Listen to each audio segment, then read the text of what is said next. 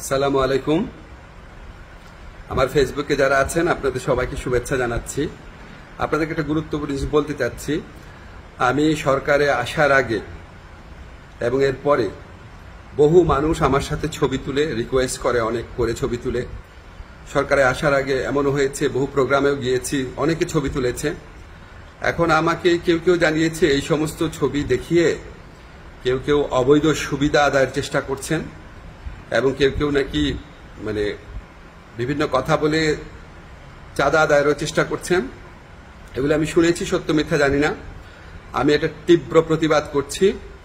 যারা এই সমস্ত কর্মকাণ্ড করছে বা করার চেষ্টা করছে, আপনারা তাদেরকে পুলিশে ধরিয়ে দিবেন। কোনো অবস্থাতেই কোনো কারণেই আমার কথা বলে কোনো কারণে কেউ যদি কোনো রকম চাঁদা আদায়ের বা অবৈধ সুবিধা আদায়ের চেষ্টা করে, আপনারা তাদেরকে পুলিশে ধরিয়ে দিবেন, মামলা করবেন। মামলার কপি আমার ফেসবুকে পাঠিয়ে দিবেন, আমার যে ফ্রেন্ডদের পেজ আছে সেখানে পাঠিয়ে দিবেন, এবং অবশ্যই আমি চেষ্টা করব এটার বিরুদ্ধে ব্যবস্থা নেওয়ার জন্য। আমি বা আমার সরকারের কেউ কোনো রকম অবৈধ কাজের প্রশ্রয় দিবে না।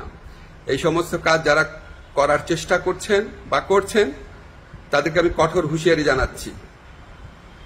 বাংলাদেশের মানুষের সাথে কোনো রকম অন্যায় করবেন না, আমাদের কারো নাম ব্যবহার করবেন না, আমাদের নামে কোনো রকম চাঁদাবাজি, অবৈধ সুবিধা আদায়, কাউকে কোনো রকম হুমকি দেওয়া, এইসব থেকে বিরত থাকবেন।